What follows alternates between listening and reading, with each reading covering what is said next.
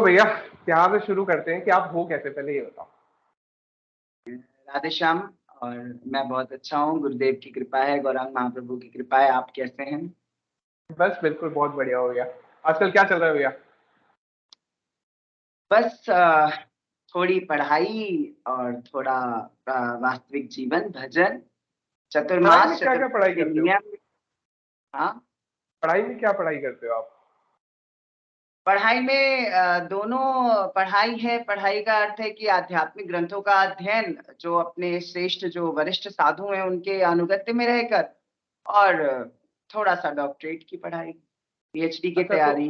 Recently आपने बताया था कि शायद आपने वो masters in Hindi complete clear कर लिया था, तो अभी पीएचडी का करने का कैसे शौक चढ़ा आपको अंदर से? पीएचडी करने का एक्चुअली शौक क्या चढ़ा कि पीएचडी इसलिए नहीं करनी है कि कुछ आगे नाम के डॉक्टर लगाना है, इसलिए करनी है कि किसी विषय में विशेषता हासिल हासिल हम्म। कर लेना। और दूसरी बात है कि कई लोग को लगता है कि अरे ये लोग तो पढ़ ही नहीं सकते।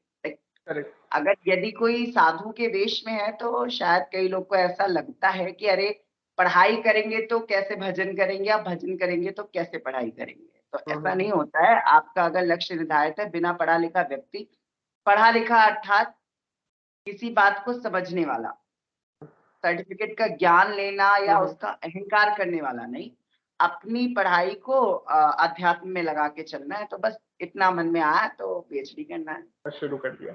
तो भैया जैसे आपने पहले मतलब लाइक इससे पहले जो आपका बैकग्राउंड था मैकेनिकल इंजीनियरिंग में था, तो आपका जॉब वगैरह था, तो थोड़ा उसके ऊपर अब डिस्कस करते हैं कि लाइक जैसे आपने बताया था कि लाइक आप पोलैंड गए थे एंड आपका यहाँ पे भी जॉब था एंड देन पोलैंड से यहाँ पे आना, तो ये थोड़ा सा बैकग्राउंड जो स्टोरी है उसके ऊपर डिस्कशन स्टार्ट करते हैं।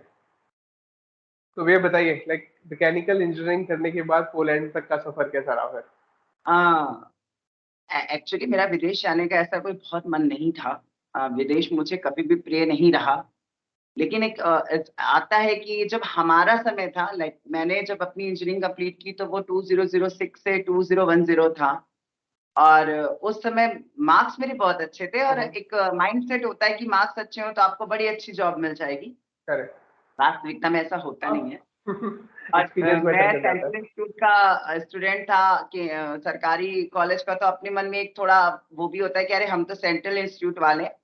लेकिन आजकल इतने कॉलेज खुल गए हैं कि बहुत सारे है। बच्चे, जॉब कम है। तो उस टाइम भी सेम ही कंडीशन थी 2010 में भी।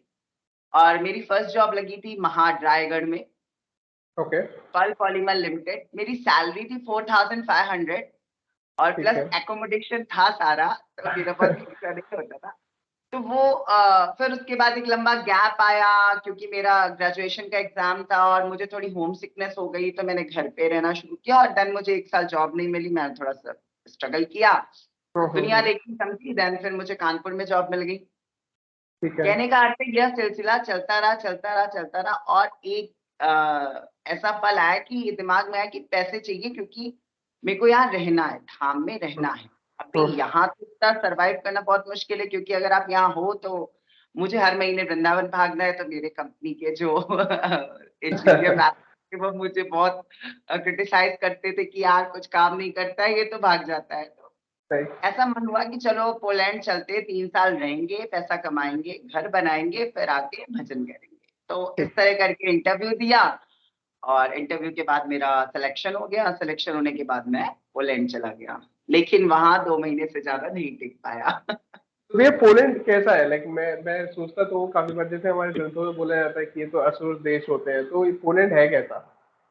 देखिए, असुर देशों का मतलब हमें समझना पड़ेगा। असुर हाँ। अर्थात वहां ऐसे बड़े बड़े दांत और बड़ी बड़ी सींग वाले लोग नहीं घूमते। असुर का अर्थ है उनके हाँ। पास सारी सुविधाएं अवेलेबल है, ओके। सारा ऐश्वर्य अवेलेबल है, सारी, जो ऐसा कुछ नहीं है जो उनके पास नहीं है। बस उनके पास क्या नहीं है? बुद्धिजीविता। ओके। उनके पास में उनका बौद्धिक जो विकास है वो माइक स्तर पे, मेटलिस्टिक लेवल पे तो बहुत हाई है, लेकिन ठीक है। स्पिरिचुअल लेवल पे उनके पास में वो बौद्धिक विकास नहीं है जो एक भारतीय सनातनी बच्चे को बचपन से घर में मिल जाता है। तो वह ऐश्वर्य के सभी जो प्रकल्प हैं उसको तो पार कर लेते हैं, लेकिन वह अध्यात्म के जीवन से बहुत दूर रहते हैं। हालांकि इसमें स्वामी ऐसी भक्ति वेदांत श्रील प्रभुपाद का बहुत हाथ है कि उन्होंने विश्व के हर देश को भगवान का नाम दिया है, तब भी पूरा देश उससे इन्फ्लुएंस नहीं है। किसी किसी स्थान विशेष पे जाके स्वामी जी के जो डिसाइपल्स हैं वो नाम प्रचार करते हैं, फिर भी पाश्चात्य देशों में आज भी जो आपका ऐश्वर्य है वो बहुत नेक्स्ट लेवल है, बहुत नेक्स्ट लेवल। पोलैंड को विश्व के 10 जो आपको ब्यूटी प्रोडक्ट्स कहते हैं ना, उसमें एक देश गिना जाता है। वहाँ स्त्री पुरुष बहुत खूबसूरत माने जाते हैं। 6 महीना बर्फ से इतनी सुंदर सी वो भूमि ढकी रहती है, दिखने में इतना सुंदर है। लेकिन अगर हम उसका दूसरा पहलू देखें तो 6 महीना उनके यहाँ खेती नहीं होती, तो वो 6 महीना जो काम करते हैं उसका 6 महीना खाते हैं। वहाँ 4 बजे सूरज जाता है, रात को 11 बजे सूरज अस्त होता है। यही समझ में नहीं आता कि दिन कब है और रात कब है। तो एक अलग जिंदगी है वहाँ, वह जी सकता है। जैसे मैटेरियलिस्टिक लेवल पे कुछ ऐसा हो कि बस कमाओ खाओ कूदो नाचो, जिंदगी 2 पल की, और इस तरह के लोग वहाँ सरवाइव कर लेते हैं। भैया एक इंडियन माइंडसेट और एक वेस्टर्न माइंडसेट में क्या फर्क है? जैसे आप 2-3 महीने ही रहे हो, चलो बहुत छोटा टाइम पीरियड आपने वहां स्पेंड किया, बट एक माइंडसेट का फर्क देखा होगा ना कि वहां में लोग क्या सोचते हैं और यहाँ पे लोग क्या सोचते हैं। एक्चुअली तुषार, मैं रहा वहाँ 2-3 महीने, लेकिन मैं जिस कंपनी में अर्थात जिस फील्ड में काम करता हूँ, वहाँ हमारा शुरू से जो 2011 से मैंने जॉब शुरू की 2015 तक की, वो पूरी जर्मन्स के साथ थी। तो आप जानते हो जर्मन्स नेक्स्ट लेवल के क्रेजी होते हैं। ठीक है। तो वो जितने हमारे टेक्नीशियन और जितने इंजीनियर्स थे वो सारे जर्मन थे। तो माइंडसेट तो मुझे 2011 से लेके 2015 तक जो एक पूरा टाइम है वो उन्हीं के माइंडसेट में काम करना पड़ा। तो बताइए भैया, मतलब लाइक क्या माइंडसेट भारतीयों के माइंडसेट, और मैं काम करने वाली बात कर रहा हूँ, मैं ये नहीं बिजनेस की बात कर रहे हैं, काम करने वाली बात करते हैं। भारतीयों का पहला माइंडसेट है कि हमें पैसा कमाना। पहला माइंडसेट ये होता है कि हमें तो पैसा कमाना है। अच्छा, ये हर पोस्ट पे हो रहा है। ऐसा नहीं है कि लेबर के पोस्ट पे ये हो रहा है और मैनेजर या इंजीनियर या आगे सीईओ की पोस्ट पे नहीं हो रहा। हर पोस्ट पे हो रहा है कि मुझे पैसा कमाना है। और अंग्रेजों के साथ क्या होता है कि आपको क्रिएटिविटी करनी है, आपको स्मार्ट वर्क करना है, और आपको सैटरडे संडे जो है वो एंजॉय करना है, लाइफ में एंजॉय करनी है। बहुत फ्यूचर बेस्ड नहीं होते हैं कि हमें बहुत ज्यादा पैसे कमा के और बैंक में भर लेना है। और अब तो उन्होंने अपना 40 साल 50 साल एकदम घिस दिया, और उसके बाद में वो 60 में जाएंगे तब वो एंजॉय करेंगे। ऐसा नहीं होता। क्यों? क्योंकि उन्हें विश्वास होता है कि हमारी स्किल्स इतनी ज्यादा, मतलब हम इतने ज्यादा एडवांस है कि हमें जॉब तो मिलनी है। भारतीयों के साथ प्रॉब्लम क्या है, भारतीय एक स्किल को पकड़ते हैं और अपना क्राइटेरिया उसी में सेट कर लेते हैं। अब कोई नया जब इंजीनियर, ट्रेनी इंजीनियर जाता है या ग्रेजुएट इंजीनियर जाता है, तो उसके ऊपर जो सीनियर इंजीनियर्स होते हैं उनका एक माइंड सेट होता है, भाई 2 साल तो ये मेरी लेबर है, मेरे को तो इससे काम कराना है।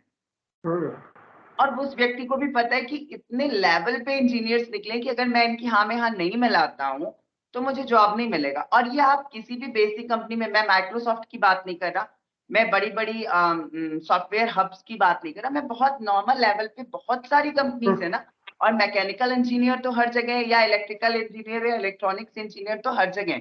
तो उनकी स्थितियां ऐसी नहीं है जैसा हम टीवी में देखते हैं कि इंजीनियर्स एकदम उतरे, ऐसा नहीं होता। इवन अगर हम लोग विदेश भी जाते हैं तो हमें वहां 8 घंटे की जॉब है। ठीक है भैया। लेकिन इंडियंस को साइन कराए जाते हैं जो मैकेनिकल है, जो जिनकी व्हाइट कॉलर जॉब नहीं है, वो 12 आवर्स जॉब करते हैं। उनको ऐसा नहीं होता कि सैटरडे संडे कोई बुला नहीं सकता। ये मैं आज क्या परिवेश क्या है मुझे नहीं पता, लेकिन हमारे समय में ऐसा था। तो एक माइंड सेट होता है। तो इंडियंस की प्रॉब्लम क्या है, इंडियंस ये सोचते हैं कि अगर ये मेरी कुर्सी पे आ गया तो मेरी कुर्सी छिन जाएगी। फॉरेनर्स की बात क्या है, वो सोचते हैं कि अगर ये मेरी कुर्सी पे आएगा तो मैं आगे वाली कुर्सी की ओर जाऊंगा, आगे वाला आगे वाले की कुर्सी की ओर जाएगा।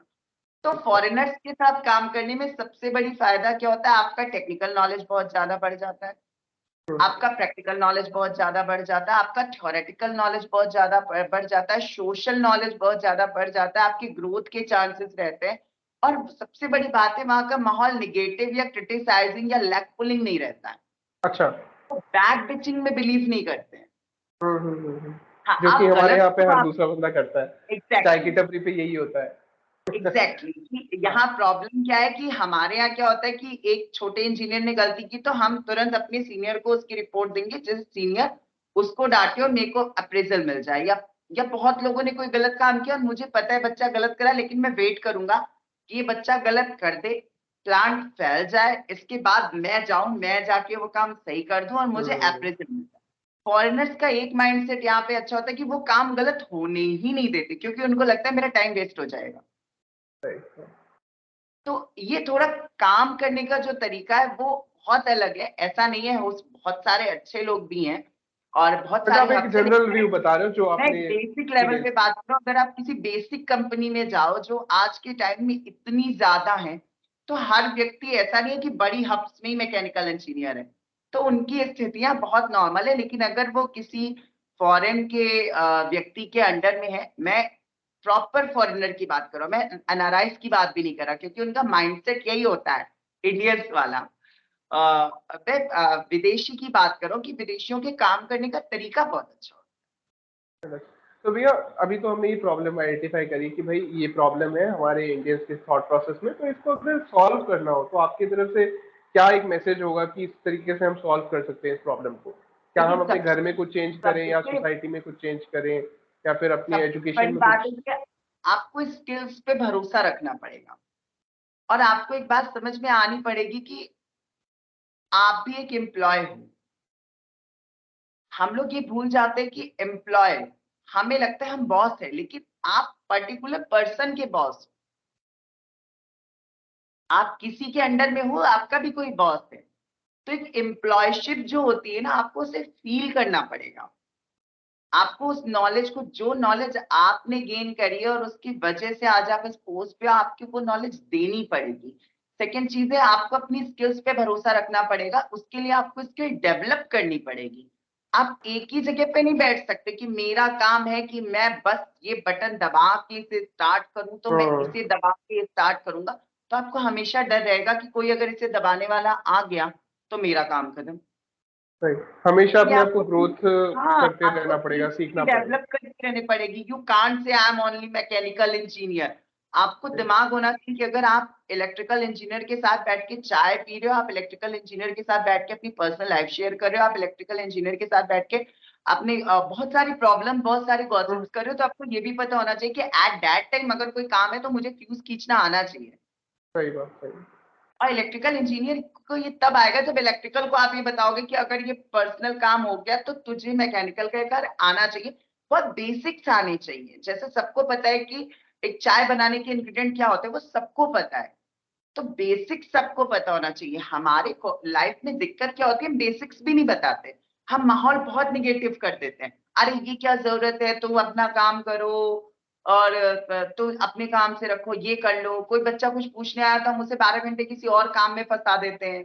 और ये हमारी नॉर्मल लाइफ में भी होता है कि अगर कोई हमसे कुछ पूछने आ रहा है तो हम अपनी सीनियरिटी दिखाने के चक्कर में, आप सीनियर्स के प्रति, आपका ये किया हुआ कार्य सीनियर्स के प्रति जूनियर के मन में एक आक्रोश और हम्म, सीनियर हम्म। की एक ऐसी छवि तैयार करता है कि जब वो सीनियर की पोस्ट पे जाते हैं तो वो भी ऐसे ही तब डेवलप हो वो जाते ऐसे ही। और भैया मुझे ऐसा लगता है कि इंडिया में कहीं ना कहीं ये भी एक कल्चर है कि हम फेलियर्स को सेलिब्रेट नहीं करते हैं। कि लाइक लेट्स से मैं फेल हो गया तो यार सब हंसने लगेंगे, कोई आके ये नहीं बोलेगा कोई नहीं यार तू फेल तो हुआ, तूने इतनी हिम्मत तो करी कि तू फेल हो सका। हैं। सबसे बड़ी बात है कि जब मैं 6th या 8th में था, मुझे उस कहानी का नाम नहीं याद आ रहा, मेरी इंग्लिश की बुक में थी वो कहानी। तो उसका मॉरल ये था लास्ट में कि मुद्दा ये नहीं है कि आप खेल जीतते हैं या खेल हारते हैं, हम्म, मुद्दा ये कि आपने खेल खेला है। खेला है। मुद्दा ये है ही नहीं कि आप जीत रहे हैं हार रहे हैं, क्योंकि आप तो पार्टिसिपेट ही नहीं कर रहे। तो हम्म। एटलीस्ट अगर आज आप हारे हैं तो आपके पास इतने लेसन है कि आप इन लेसन की वजह से हार गए, तो हम्म। आप आगे काम करोगे। हमारे यहाँ प्रॉब्लम क्या है, हमने फेलियर को इतना बड़ा, एकदम डिस्ट्रक्टिव घोषित कर दिया है। फेलियर मीन्स तुम खत्म। अच्छा, उसमें बहुत ज्यादा योगदान हमारी सोसाइटी का भी है सही, ठीक है भैया। और हाई पोस्ट पे बैठे लोगों का भी है, फिर वो फैमिली में भी हो, चाहे माँ बाप चाचा दादा हाँ। ताऊ ताई कोई हो। अगर बच्चा हल्का सा कुछ खराब, अरे तुम तो ऐसे हो, फलाने का लड़का तो ऐसा, हम्म। यहाँ से हमारा एक माइंडसेट फेल्यूर को लेके जो डरने लगता है। और करेक्ट। वो डरते डरते डरते जिंदगी में हम हमेशा फेलियर के लिए सोचते हैं। आप पढ़ाई में हो तो आप पढ़ाई के फेलियर के लिए सोच रहे हो, जॉब में हो तो आपको ये जॉब के फेलियर के लिए, अगर आपको जॉब मिल गई तो हाई पोस्ट के फेलियर के लिए, हाई पोस्ट मिल गई तो सैलरी के फेलियर के लिए, सैलरी का फेलियर मिल गया तो प्रमोशन के फेलियर के लिए, प्रमोशन का फेलियर मिल गया। अगर आप सक्सेस करते जा रहे हो देन तुरंत आपको हो जाएगा कि आपको शादी करनी है, अगर आप शादी नहीं करोगे तो आपका शादी का फेलियर है। शादी करने के बाद आपकी वाइफ से आपको डर रहता है कि उसकी वाइफ तो ऐसे चल रही है तो मेरी वाइफ को ये, उसका फेलियर है। इमोशनली फेलियर में आ गए, मुझे घर इतना बड़ा बनाना है, अगर नहीं बनाया तो उसका फेलियर है। मतलब आप पूरी जिंदगी जो फेलियर है वो फेलियर। इतना ज्यादा ढो के चलते हो कि आपने जिंदगी में जो भी हसीन चीजें पाई आप उसे कभी भोग ही नहीं सकते, आप कभी उसको लेके हैप्पी नहीं हो सकते, तो आपकी लाइफ से हैप्पीनेस चली जाती है, प्रॉस्पेरिटी आ जाती है, पैसा आ जाता है, बंगला आ जाता है, गाड़ी आ जाती है, पोस्ट आ जाती है, व्हाइट कॉलर जॉब आ जाती है, अच्छी बीवी आ जाती है, और आपकी अपनी मेहनत रही तो 4-5 बच्चे भी हो जाते हैं, लेकिन उतनी पूरी लाइफ में आपको जो है वो हैप्पीनेस नहीं मिलती जिसके लिए वो दौड़ शुरू की गई थी। तो हमेशा सबसे भागते बड़ा रहते हैं। टॉपिक है कि आपको ये सोचना पड़ेगा कि मेरी हैप्पीनेस कहाँ गई। करेक्ट। ठीक है, अंडरस्टूड। भैया अब मुझे ऐसा लगता है कि हमारे पास में इतने सारे टॉपिक्स है बात करने के लिए कि ये 1-1.5 घंटे में काम हो नहीं पाएगा, तो फिर भी हम थोड़ा सा स्ट्रक्चर मेंटेन करने की कोशिश करते हैं। तो भैया अब दूसरे पॉइंट पे जाते हैं। मतलब एक तो हमने ये बिजनेस वाले माइंडसेट की बात करी कि भाई यहाँ के लोगों का माइंडसेट और वहाँ के, अभी कल्चरली कितना डिफरेंस है। जैसे मैंने एक चीज मैं आपको बताता हूँ, मैंने एक आनंद महिंद्रा, जो कि शायद महिंद्रा ग्रुप के फाउंडर वगैरह है, तो उनका मैंने एक पोस्ट सुना था कि अमेरिका में ऐसा होता है कि जैसे मतलब बेटा अगर बाप के घर पे जाता है तो बाप at the end of vacation 15 दिन अगर उसके घर पे रहा तो बाप उसको बोलेगा कि तू भाई 15 दिन के इतने पैसे हुए तेरे और तू वो देके चला जा। तो क्या ये सच में होता है? हाँ, मतलब मेरे लिए तो अनबिलीवेबल था ये।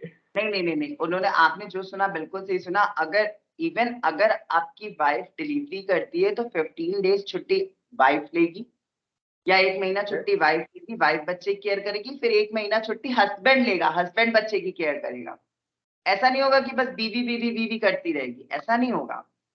पति को भी उतना ही योगदान देना है जितना पत्नी को देना है। लेकिन लेकिन वहाँ का प्रैक्टिकल कल्चर बहुत अच्छा है। जैसे कि अगर वाइफ है तो वाइफ का भी उतना ही सहयोग है, पति का भी उतना ही सहयोग है, बट वो, मैं अगर कल्चर की बात करूं तो वो इमोशनल लेवल पे बिल्कुल जीरो है। इसलिए वो प्रैक्टिकली बहुत स्ट्रांग है क्योंकि सही उनके बात। पास में वैल्यूज नहीं है। हम्म। जब आप किसी चीज की वैल्यू रखते हो ना तो आप ये नहीं कह सकते कि एट एनी कॉस्ट। हम्म। नहीं नहीं, आप ये नहीं कह सकते एट एनी कॉस्ट। तो कल्चरल लेवल में प्रॉब्लम है। माँ आई, माँ ने अपनी रोटी खा ली, माँ सो गई, बेटा आया उसने अपनी रोटी खा ली, बेटा सो गया, देन उसकी वाइफ आई उसने खाई। कोई किसी के लिए कोई इंतजार नहीं है, कोई किसी के वैल्यूज नहीं है, कोई एक साथ बैठता नहीं है। इस केवल उनका एक मकसद है, समृद्धि, ऐश्वर्य। सक्सेस, हाँ ऐश्वर्य, फुल्ली ऐश्वर्य। इसीलिए वो, उसे असुरों का देश कहा जाता था क्योंकि वह भावनात्मक मूल्य नहीं। ओके। तो भैया अब हम यहाँ से थोड़ा सा स्विच करते हैं। लेट्स पोलैंड से आपका आना हुआ इंडिया, तो वो इंसिडेंट थोड़ा बताओ कैसे हुआ, क्या हुआ? वो मेरे ख्याल से 2 दिन के अंदर अंदर आपने फाइनल कर लिया था। एक्चुअली जब ये भी नहीं हुआ था, हुआ तो बहुत पहले से था कि जब मैं भारत से पोलैंड के लिए उड़ रहा था तो हम्म। रशिया में थोड़ी देर के लिए जहाज रुकता है, वो जो ठीक है। गैप होता है वो रोकते हैं। हाँ, तो रशिया से पोलैंड के लिए उड़ रहे थे आई थिंक, मुझे जहां तक याद है। तो मेरी खिड़की के पास ना वो मौसम खराब होता है तो एक बिजली कड़की। ठीक। तो मेरे दिमाग में बस एक बात है, अगर ये बिजली इस हवाई जहाज को छू गई तो मेरी बनाई सारी प्लानिंग खराब है ठीक। और मैं तो प्रेत बन के भटकूंगा। इस हम्म। बात ने मुझे ऐसे किया कि मैंने भारत छोड़ा क्यों। हम्म। उस टाइम मेरे जितनी प्लानिंग्स थी वो उतनी उस बिजली के कड़कने से, जैसे कहते हैं कि बिजली पत्थर पे गिरे तो झरना निकलता है, वो बिजली मेरे दिमाग पे गिर गई और मेरा जो वैराग्य का जो एक अंकुर था वो झरना फूट गया। मतलब मेरी इंटरनल कॉन्शियसनेस इतनी ज्यादा हाई उस टाइम हो गई कि ये मैंने किया क्यों, मेरे पास ये क्यों आ गया।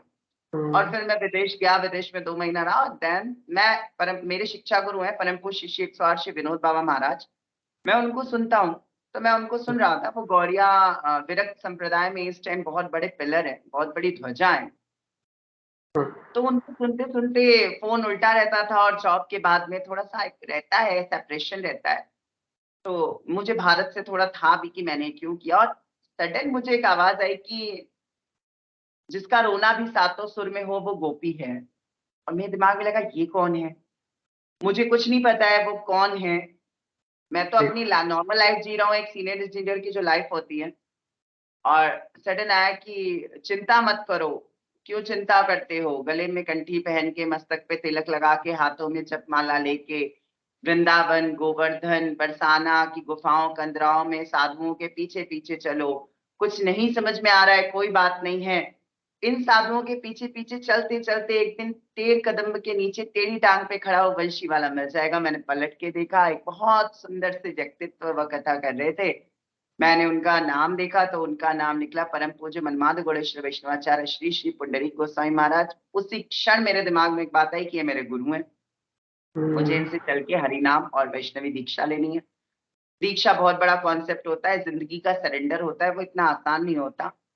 और मेरे दिमाग में था कि जिस दिन मैं इनिशिएशन लूंगा उसके बाद ड्रामा में नहीं आऊंगा। कहने का अर्थ है कि मैं थोड़ा सा उस लाइफ को जीऊंगा जैसा कि अभी तक करता आ रहा था, कि मेरी जिंदगी में थ्योरी और प्रैक्टिकल बहुत सेम चलना चाहिए।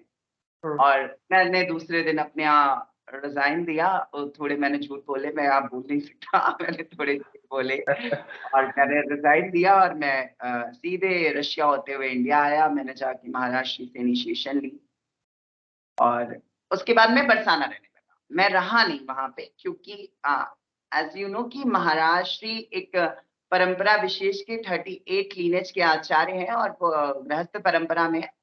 तो ऐसा कुछ नहीं है कि हमें ये लेने के बाद एक मेरे पास में कॉन्सेप्ट था कि मुझे ऐसी जगह रहना है। रहने का कॉन्सेप्ट मेरा था। इनिशिएशन मुझे उन्हीं से लेनी थी, क्योंकि आपको किसी ऐसे का गाइडेंस चाहिए होता है जिससे उस शास्त्र का विशेषतया ज्ञान हो, और जो आप में उस शक्ति का संवहन कर सके। ठीक है। ठीक है भैया, यहाँ थोड़ा सा एक पॉज लेते हैं भैया। एक चीज ये बताइए भैया, दीक्षा होती क्या है? अ, देखिए, दीक्षा अर्थात होता है कि एक जो सबसे पहली बात है, दीक्षा का मतलब आप अपना समर्पण अपने गुरु को करते हैं, ये हो गया आपका समर्पण। ठीक। कि आप किसी के पास पहुंच गए और आपने उनसे कहा कि आप मुझे दीक्षा दे दीजिए, और इसे आपने उसको अपना गुरु मान लिया। ओके, जब गुरु दीक्षा देगा तो वो आपको कुछ मंत्र देता है जो वेद से होते हैं। वेद वेद शास्त्र के निहित मंत्र होते हैं, और जो आज से नहीं है, जो हमारी आज सनातन परंपरा से शुरू से चले आ रहे हैं, जो भगवान ने दिए हैं। ठीक। उन्हीं मंत्रों में से जिस संप्रदाय के अंदर आप दीक्षा लेना चाहते हैं, उस संप्रदाय के संप्रदाय आचार्य आपको भगवान द्वारा प्रदत्त मंत्र ही स्वयं देते हैं, एक परंपरा से प्राप्त होने के बाद। ऐसा नहीं कि वो कोई भी दे सकता। जब तक आप परंपरा में इनिशिएटेड नहीं है और आपके प्रेजेंट के गुरु ने आपको ये आदेश नहीं दिया है कि आप दीक्षा दे सकते हैं, आप इतने कैपेबल है कि आप गुरु बन सकते हैं, तब तक आप ये मंत्र दीक्षा नहीं दे सकते। और मंत्र दीक्षा लेनी भी नहीं चाहिए ऐसे किसी से जो किसी परंपरा विशेष में या किसी ऐसे गुरु प्रदत्त परंपरा से गुरु ना बना हो। तो दीक्षा का विषय है कि दीक्षा में हमें एक मंत्र मिलता है, जो दीक्षा का मंत्र होता है, और उससे हमारे अंतःकरण में जो हमारे कई कई जन्मों के एक, आप ये कह सकते हो कि जैसे वो हमें न्यूट्रिशन बता देते हैं कि आपको ये इतना लेना है, इतने प्रोपोर्शन में लेना है, जब आप ये लेंगे तो आपको इस बीमारी से मुक्ति मिल जाएगी।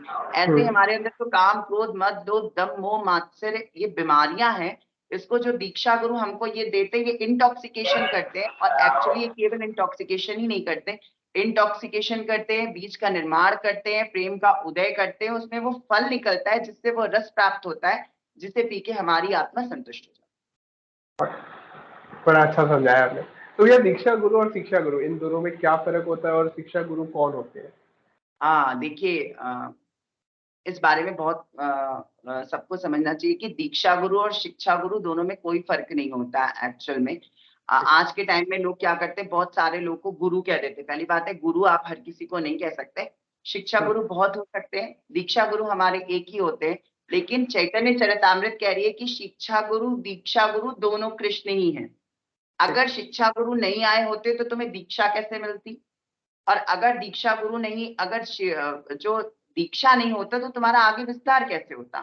तो वही कृष्ण जिसके उपासना के लिए आप बड़े, वही कर्तुम अकर्तुम अन्यथा कर्तुम, जो कोई कुछ भी कर सकते हैं भगवान, वही शिक्षा गुरु के रूप में आते हैं और वही दीक्षा गुरु के रूप में आते हैं। तो दीक्षा गुरु हमें दीक्षा का मंत्र देते हैं, लेकिन क्या आप 24 आवर्स दीक्षा गुरु के साथ रह सकते हैं? नहीं। फिर कई लोग कहते हैं अरे दीक्षा गुरु ने तो हमें ये बता दिया, हम वैसे वैसे चलेंगे। ऐसा होता नहीं है। जैसे मैंने आपको बता दिया कि भाई तुम्हें 15 पुशअप करने हैं, 15 प्लैंक करने हैं, 15 ये करके इतने इतने सेट करने हैं। ओके, आप रोज कर रहे हो और मान लो आपको क्रैम्प आ गया, एट दैट टाइम आपको क्या चाहिए?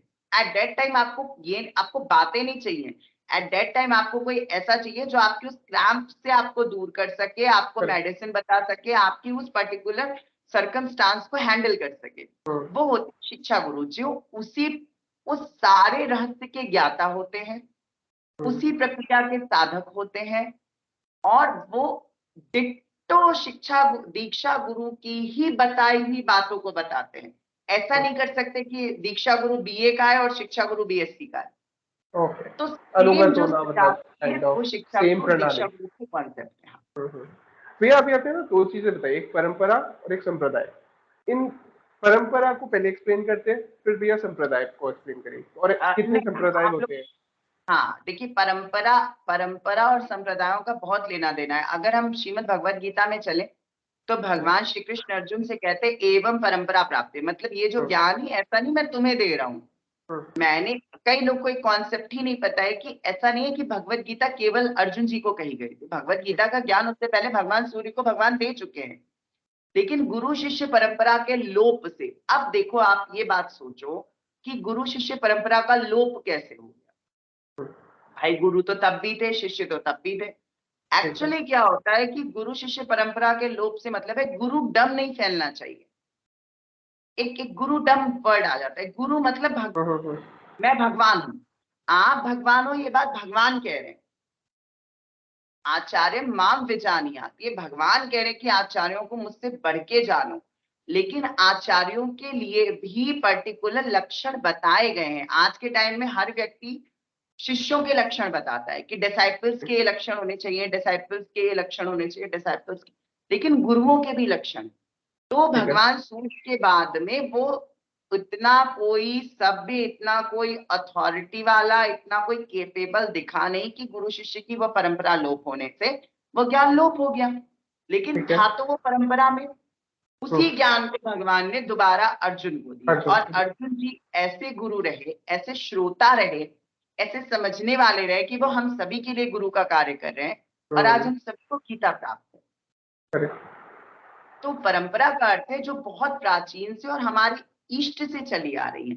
और संप्रदाय हमारे आध्यात्मिक स्तर पे हमारा जो इष्ट है, संप्रदाय शुरू हुए। फिर एक बार फिर से। हाँ, जैसे हमारे 5 देवता, पंचदेवोपासना है, ठीक है, विष्णु, शिव, माता दुर्गा, गणपति और सूर्यदेव, पंचदेवों की उपासना। इसी तरह 5 संप्रदाय, 5 पंथ हो गया अलग, ये कह लो संप्रदाय हो गया अलग। वैष्णव संप्रदाय, शैव संप्रदाय, शाक्त संप्रदाय, सौर संप्रदाय और गाणपत्य संप्रदाय। सौर और गाणपत्य बहुत कम सुनने में आते हैं, तो वैष्णव, शाक्त और शैव बहुत सुनने में आते हैं। ठीक है। उसमें भी हमारा मूलतः संप्रदाय जो वैष्णव संप्रदाय, जिसमें भगवान विष्णु जो है वो अनादिरादिर गोविंद सर्व कारण कारण। अच्छा, सत्य भी यही है कि भगवान विष्णु ही अनादिरादिर गोविंद सर्व कारण कारण में, किंतु अगर वो सर्व कारण कारण में तो वही सामने वाले के यहाँ भी इष्ट बन के बैठे हुए, इतने में समझने की दिक्कत है। अब जो वैष्णव संप्रदाय है उसमें भी 4 संप्रदाय, ठीक है, श्री संप्रदाय, रुद्र संप्रदाय, निम्बार्क संप्रदाय और मध्य संप्रदाय।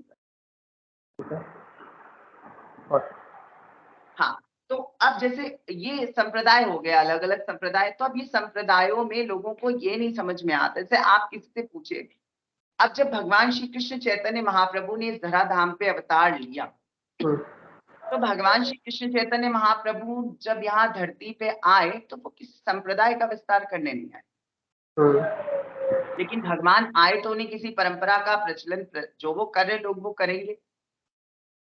तो भगवान से कहा जाता है अनर्पित चरिम चिरात करुणयावतीर्णः कलौ समर्पयितुम उन्नतोज्ज्वल रस स्वभक्ति श्रियाम हरिपुरट सुंदर द्युति कदम्ब संदीपित सदा हृदय कंदरे स्मृतु वा श्री शची नंदन। ऐसे सची नंदन, ऐसे शची नंदन मेरे हृदय में स्फुरित हो। अनर्पित चरिम चिरात करुणयावतीर्णः कलौ, जो इस कलयुग में करुणा के वशीभूत होके वो अनर्पित करी भक्ति, वो प्रेम मार्ग की जो भक्ति है वो देने आए।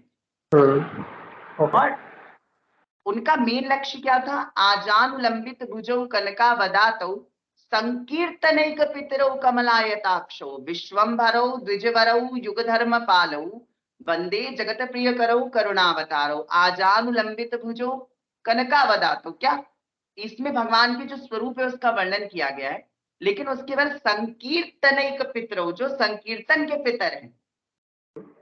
तो जब भगवान श्री कृष्ण चैतन्य महाप्रभु आए तो उन्होंने जो मेन फिलॉसफी थी उसका संकीर्तन करो। संकीर्तन अर्थात भगवान के नाम रूप लीला गुण धाम को एक साथ बैठ के गाओ। ये भगवान श्री, उससे तुम्हें जो प्राप्ति होगी वो अनर्पित चरिए, वो खुले में नहीं कही जा सकती, वो बहुत सीक्रेट है। उसके लिए भगवान श्री राधा कृष्ण को स्वतः अवतार लेके आना पड़ गया। तो इन चारों संप्रदायों की फिलॉसफीज अलग अलग है, लोगों को इसकी फिलॉसफीज नहीं पता है। वो फिलॉसफी बेस करती है कि आपको किस संप्रदाय में जाना। ठीक है भैया, ठीक है भैया। तो अब आप पोलैंड से आ गए हो, आपने ये सब कुछ बताया मुझे। तो अब पोलैंड से आने के बाद आपने दीक्षा ले ली, तो आपने सोचा बैठाना जाओ। तो वृंदावन में भैया आपका स्वागत कैसे हुआ फिर? देखो, वृंदावन कैसा था आपके लिए पहली बार जब आप आए? नहीं, जब मैं पहली बार आया था तो मैं 2011 में पहली बार आ गया। शिक्षा के बाद जब आप जैसे गए तब? अब क्या होता है कि जैसे पहले हम आते थे जाते थे हम लोग, तो माइंड सेट था पैसे थे, होटल में रूम लिया और बढ़िया अच्छे से रहे, खाए पिए मस्त हो, हरे कृष्णा किया, डांस किया, ऐसा ऐसा गए, अलग अलग बैठे चले गए। जब बाद में वो जो एक आना हुआ, जब वो एक अब आपके पास पैसे नहीं है, और हम किसी मॉन्स्ट्री में नहीं आए थे। ऐसा नहीं था कि अरे मॉन्क्स हैं उनके आश्रम में आ गए, आश्रम में आके रहने लगे, ऐसा नहीं था। एक बिल्कुल प्रॉपर माइंडसेट था कि मेरे पास रहने की कोई जगह नहीं थी, मेरे पास खाने का कोई ठिकाना नहीं था। मुझे यहाँ लोग बहुत जानते हैं, लेकिन जब आप आ जाते हो तो आपके पर्सनल ईगो, आपकी पर्सनल परसेप्शन इतनी हाई होती है कि आपने अध्यात्म के ग्रंथ में बहुत कुछ पढ़ा हुआ है, लेकिन वो रिवील होने में टाइम लगता है, और हमें लगता है कि हमने जो पढ़ा है वही हमें दिखना चाहिए। ठीक है। तो मैं वृंदावन आके इनिशिएशन लिया, और मुझे शुरू से बरसाना पसंद था और मैं बरसाना चला गया। और ऐसा सोचा था कि जंगल में रह लेंगे। परम पुण्य मेरे एक और शिक्षा गुरु हैं, वो तो पूरी जगत के ही शिक्षा गुरु हैं, जिनको हम अपने शिक्षा गुरु कहते हैं। उनके तो कितने ही सूर्य हैं वो। तो परम पूज्य श्री श्री रमेश बाबा महाराज, जो मानगढ़ के हेड है, तो उनका मान मंदिर है, और नीचे रस मंडप है और रास स्थली है। तो रस मंडप पे 24 मतलब 3 टाइम प्रसाद मिलता है, और डॉर्मेट्री की बनी है, वहां बहुत साधु रहते हैं। तो मेरे दिमाग में था कि बैग वहां रख देंगे, सो जाएंगे जंगल में, प्रसाद पालेंगे बाबा के यहाँ। फ्रेश होने की बात थी, तो एक दिमाग में रहता है कि हाँ बरसाना ब्रिज गंदा नहीं करना है, तो मतलब खुले में नहीं जाना है, तो बाबा के यहाँ इतना सब है सुविधा, यहाँ कर लेंगे, एक माइंड सेट था। ठीक है। जैसे हम वहां पहुंचे, वहां गहवर वन में इतनी बंदर, हो मेरी तो सारी विरक्ति भाग गई। मैंने कहा भाई ये तो कैसे सर्वाइव करेंगे। ये तो पढ़ लिया कि हाँ परम पूज्य श्री श्री रघुनाथ दास गोस्वामी पाद, श्री रूप गोस्वामी पाद आदि जो षड गोस्वामी, उनका जीवन इतना कर रहा था, लेकिन अपन नहीं कर पाएंगे भाई, डर लग गया, बच्चे थे। तो राधा रानी से कहा ये तो बड़ा राधा रानी मुश्किल हो जाएगा, जाएंगे कहाँ। तो मेरे एक नोन साधु थे, उनके यहाँ गए, उन्होंने देखा और बहुत खुश हुए, अच्छा आ जाओ तुम आ गए, हाँ आ गए, और रह गए। लेकिन स्वागत की बात करें ना, तो जब वहां रह गए तो रात को नया नया नई भक्ति थी, पहली बार देखा था, बड़ा ये था कि अरे अब तो साधु हो गए। तो फर्स्ट डे गए, शयन आरती करा के आए, 9:30 बज गए थे, घर में घुसे, बाबा ने डांट दिया, दिमाग खराब है घूम रहे हो। और बड़ा हर्ट हो गया कि अरे ऐसे तो कहते थे कि साधु हो जाओ साधु हो जाओ, अब साधु हो गए तो डांट रहे। और फिर ये लगा कि सरवाइव नहीं कर पाएंगे क्या यहाँ पे। डाउट और होने इस लगता तरह है। करके हाँ, अंदर से एक लगा कि क्योंकि आप किसी से कह नहीं सकते, और जब आप संसार से इस मार्ग की ओर बढ़ते हो तो संसारी ऐसे देखते हैं, करेक्ट। वो काउंटडाउन गिनते हैं, 10 9 8 7 6 5 4 3 2 1 0, वापस चले आए लोग। कब ये फेल होगा और वापस आएगा यहाँ पे। अब ये फेल हो गया, वो फेलियर वाली बात है ना, अब ये फेल होगा क्योंकि इसने पूरी जिंदगी इतनी लैविश लाइफ जी है, इतना इतना इतनी बड़ी पोस्ट पे काम कर चुके हैं, इनकी बातें इतने लोग सुनते थे, तो ये कैसे सरवाइव करेंगे? खाने को नहीं है, रहने को नहीं है, वहां पे काम करना है, बाबा जीओ के बीच में रहना है, क्या जाने ये बच्चे। और मेरे दिमाग में एक बात थी कि मैं वापस तो नहीं जाऊं, वापस नहीं जाऊंगा, क्योंकि ऐसे साधुओं का संग था मेरे साथ कि उनकी कहानियां सुनी थी, उनके जीवन के जो वृत्तांत सुने थे, तो दिमाग में एक बात आया, अगर ऐसी कंडीशन आ गई कि ऐसा हो ही गया कि सरवाइव हो ही नहीं रहा, तो पैर में बांधेंगे पत्थर और कूद जाएंगे राधा कुंड में। लेकिन वापस हाँ नहीं जाएंगे। क्यों नहीं जाएंगे? इसलिए नहीं कि मर गए या कूद गए या डर गए, ऐसा नहीं था। ऐसा बस दिमाग में उस क्षण विशेष के लिए ख्याल आया कि कोई ये न कहे कि ये बड़े साधु बनने गए थे, तुम्हें साधु तो तुम्हें रख नहीं पाए। तुम्हें दिमाग में था कि मेरी किसी सही। फेलियर का जो क्रेडिट है वो साधुओं के ऊपर न चला जाए, कि इनका नाम ना खराब हो जाए कि अरे साधु तो ऐसे होते हैं। बस ये एक बात थी, लेकिन राधा रानी की ऐसी कृपा है कि आज मुझे 9 साल हो गए, लेकिन जैसे बच्चे को माँ पालती है वैसे वृंदावन धाम, ब्रज धाम में वैसे पाला हुआ है, कभी जरूरत ही नहीं पड़ी ऐसा सोचने की।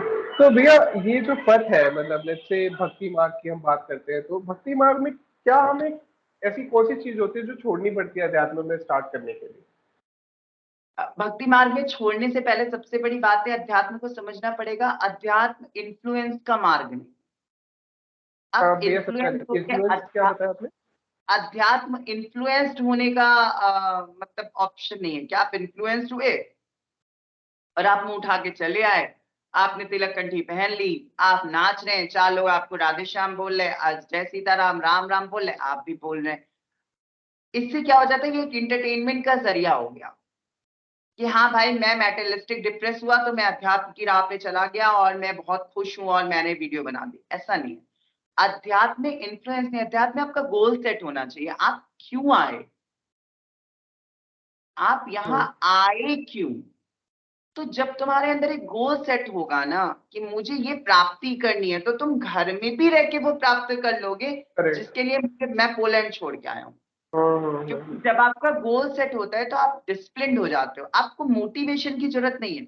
मोटिवेशन आती है और चली जाती है, डिसिप्लिन आपको पहुंचाएगा आपकी सही। जगह। करेक्ट। आपको एक दिन मोटिवेशन दिया, आप मोटिवेट हो गए, ये I can do it, I can do it, एक दिन ओके, दूसरे दिन, तीसरे दिन, चौथे दिन, क्योंकि पहले दिन, दूसरे दिन, तीसरे दिन आपको फील नहीं होगा। जैसे आपको किसी ने मोटिवेट किया आप जिम जाओ, अब आपने हम्म। देखा, आप जिम गए, आपने पिक्चर खींची ऐसे फ्रंट मिरर में बैक कैमरा करके ऐसे एप्पल का दिखाते हुए, अच्छा लग रहा है, लोगों ने कह दिया अरे वाह तुम तो जिम ज्वाइन कर लिए, तुम तो जिम बॉय हो गए, जिम फ्रीक हो गए, वेरी गुड। एक दिन गए, 2 दिन गए, मोटिवेटेड हो, 10 दिन गए, 10वें दिन तुम्हें शुरू हुआ क्रैम्प, हम्म। टांग खींचने लगी, नस खींचने लगी, पीठ दर्द होने लगी, जिम वाले ने कह दिया ये नहीं खाना, ये नहीं खाना, ये नहीं खाना, और तुम्हारे सामने जिम कौन कर रहा है? 8 पैक ऐप वाला व्यक्ति जिसके इतने बड़े बड़े शोल्डर्स हैं। तो पहली बात तो तुम्हारे आगे आदर्श इतना बड़ा खड़ा है, इतना बड़ा रोल मॉडल है कि तुम यही देख के फ्रस्ट्रेट हो कि यार ये तो इतना बड़ा आदमी सामने खड़ा है। और इच्छा होने तुम्हें लगी। बनना कौन है? वो इन्फ्लुएंस हुए हो तुम किसी ऐसे व्यक्ति से जिसको कद्दू कुछ नहीं पता, वो खुद नहीं कर रहा, उसने तुम्हें बातें बता दी, तुम इन्फ्लुएंस हो गए, तुम चले आए। अब 10 दिन बाद तुम्हें वह क्रैम्प, तो तुमको अब तुम, मेरे दर्द हो रहा है, मेरा हो गया, मोटिवेशन खत्म। लेकिन एक जो डिसिप्लिन्ड व्यक्ति है, वो डिसिप्लिन व्यक्ति को ये बात पता है कि ये 10 दिन के बाद में मुझे सोशल मीडिया इन्फ्लुएंस नहीं करना है, मैं जिम में आया हूं अपनी फिजिकल स्ट्रेंथ को बढ़ाने। हम्म। तो कोई मुझे पसंद करता है या नहीं करता है, इससे मेरी फिजिकल एक्टिविटी पे कोई फर्क नहीं पड़ेगा। काम मुझे करना है, प्रैक्टिस मुझे करनी है, डिसिप्लिन मुझे मेंटेन करना है, क्या खाना है क्या नहीं खाना है वो मेंटेन करना है, उसके पैसे मेंटेन करने हैं। एपरेटस मेंटेन करना है, कोच मेंटेन करना है, माइंडसेट मेंटेन करना है, दिन भर के स्केड्यूल मेंटेन करने, तो डिसिप्लिन मैटर करता है। तो अध्यात्म रास्ता डिसिप्लिन का है और सरेंडर का है। जब तक आप शरणागत नहीं होते आपको भगवान की प्राप्ति नहीं हो सकती। शरणागति का सीधे सीधे मतलब है जो इष्ट है उस इष्ट को पाने के लिए तुम आए। उस इष्ट ने, जब तुम अपनी जिंदगी में जॉब कर रहे थे, नौकरी कर रहे थे, सब कुछ कर रहे थे, तो तुम कोई तुमको कुछ बोल के चले जाए तो तुम झेल नहीं सकते थे। आज जिनको तुमने गुरु बनाया या जिनको तुम सुन रहे हो, या वो क्यों सुन रहे हो, क्योंकि तुम्हारे इष्ट ने कहा कि आचार्य माम विजानिया, ये जो आचार्य बन के बैठे मुझसे बड़े हैं। तो तुम्हारा माइंडसेट है, सरेंडर है, शरणागति उस इष्ट के प्रति, जो ये कह रहा है कि गुरु मैं ही हूं, इसका मतलब ये मेरे साथ कभी गलत नहीं होने देगा। ये सर्वसमर्थ जो शक्तिशाली है, ये मेरे साथ कभी गलत नहीं होने देगा। तो पहली चीज डिसिप्लिन, दूसरी चीज शरणागति, तीसरी चीज विश्वास कि ये होगा। जैसे आपने कोई पेड़ लगाया, आपने उसमें खाद भी डाली, अच्छे पैसे, आपने उसे एटमॉस्फेयर भी दे दिया, आप उसकी केयर भी कर रहे हो, लेकिन वो कल ही आम का पौधा नहीं देने देगा। होगा, क्योंकि आपको, अब आपने गमले में आम का कलम लगा दी तो पत्ता भी दे देगा, फूल भी दे देगा, अब तुम्हें कहाँ से 10 किलो फल देगा। आपको उसकी जगह बदलनी पड़ेगी। इसी तरह समय समय के अनुरूप परिस्थितियां आती हैं, साधक की जगह बदलती है, एक प्रैक्टिशनर की जगह बदलती है, उसके पास केसेस नहीं आते और देन वो बड़ा डॉक्टर बनता है। उसी तरह साधक की जगह बदलती है, लेकिन यदि तुम्हारा विश्वास, तुम्हारा डिसिप्लिन और तुम्हारे अंदर पूर्ण शरणागति है, तो ही तुम आध्यात्म के पथ पे चल सकते। तो भैया अभी जैसे अभी हमने ये सारी डिस्कशन करी, आप पिछले 10-12 साल से यहाँ इस माहौल में है, मतलब आपका तो बचपन भी इसी में निकला है, सब चीजें हैं। अब भैया मैं बोलता हूँ कि मैं अभी कॉलेज में हूँ, जैसे मैं फर्स्ट ईयर में हूँ, मैंने अभी नया नया इस्कॉन का कोई कीर्तन देखा, मैं उससे एक्साइटेड हो गया कि भाई ये लोग क्या करते हैं। मैं द्वारका वाले इस्कॉन चला गया, मैं अपनी स्टोरी बता रहा हूँ। मैं द्वारका वाले इस्कॉन चला गया, मैं पड़ोस वाले मंदिर भी चला गया, मैं एक दो बार वृंदावन भी घूम आया, मुझे 2-4 लोग मिले, 2-4 चीजें हुई। तो अभी अगर मुझे अपनी लाइफ में अध्यात्म की तरफ बढ़ना है तो मुझे क्या स्टेप्स लेने चाहिए, क्योंकि मैं अपने ना बिजनेस के साथ इसको जोड़ता हूँ। मैं हर चीज को ना स्टेप वाइज डिवाइड कर देता हूँ कि भाई फर्स्ट स्टेप में ये करूंगा, दूसरे स्टेप में ये, तीसरे स्टेप में ये, ऐसे करते करते आगे बढ़ जाऊंगा। तो आपके हिसाब से कौन से वो स्टेप्स होते हैं जो हमें लेने चाहिए, जिसको हम शायद नवदा भक्ति वगैरह वो चीजें जो होती है वो बोलते हैं, तो क्या हमें लेना चाहिए ताकि हम इसमें आगे बढ़ पाए? देखो, सबसे पहली बात है, हमें सत्संग करना चाहिए। अब देखो, समझने वाली बात है, सत्संग क्या होता है। आप किसी पे फेथ कैसे कर सकते हो? ऐसे नहीं कर सकते ना। आपके पास कितना बैंक बैलेंस है आप मुझे ऐसे तो नहीं बता सकते। नहीं बता, सिंपल बात है। तो जब आप कहीं गए, अब मान लो आप वहां गए, आपने हरे कृष्ण किया, आप नाचे गाए, आपको खूब अच्छा लगा, हाँ। लेकिन क्या आप ये बात समझ में आपके अंदर एक क्वेरी आई कि हरे कृष्ण महामंत्र कहाँ से आया, हम्म। सही इसके आता पीछे कौन है? है। हमेशा क्यों, कौन, कहा। लोग कहते हैं अरे प्रश्न कर, प्रश्न है तो कृष्ण नहीं। हाँ, जब कृष्ण जीवन में आ गए तब प्रश्न नहीं है, लेकिन उससे पहले तो प्रश्न ही प्रश्न है, तभी तो प्रश्न ही कृष्ण प्रश्न आए। होते हैं। अगर प्रश्न नहीं होता तो कृष्ण कैसे आ जाते? सही। रूप गोस्वामी, सनातन गोस्वामी, जीव गोस्वामी, सबके मन में प्रश्न आए थे। रूप गोस्वामी पाद ने धोबिन की बात सुन के प्रश्न कर लिया कि अरे, क्या बस खाली राजा का पुत्र वर्कर और ये सब लोग एक बराबर हैं? ऐसा हो गया। तो बात क्या है कि हमें प्रश्न करना होगा कि क्या है, कौन है, किस लिए है, और इससे मुझे क्या प्राप्ति होगी, इसे प्राप्ति करने के लिए रूल क्या क्या है। बस जब आप इतना करोगे और डिसिप्लिन रहोगे तो आपके सामने गुरु प्रकट होंगे, आपको वो ग्रंथ मिलेंगे, आपको उन ग्रंथ की जानकारी होगी, देन आपको पढ़ना पड़ेगा। फिर आप पढ़ोगे लेकिन आप समझ नहीं पाओगे, तो आप किसी स्कॉलर को खोजोगे कि भाई ये स्कॉलर जो है वो मुझे समझाए। इस तरह तुम्हारे ऊपर हरि कृपा होगी और तुम्हें संत की प्राप्ति होगी। देन तुम, वो तुम्हें समझाएंगे शिक्षा गुरु और दीक्षा गुरु के रूप में। फिर तो तुम्हें भैया फॉलो करना पड़ेगा। या समझ रहा हूँ।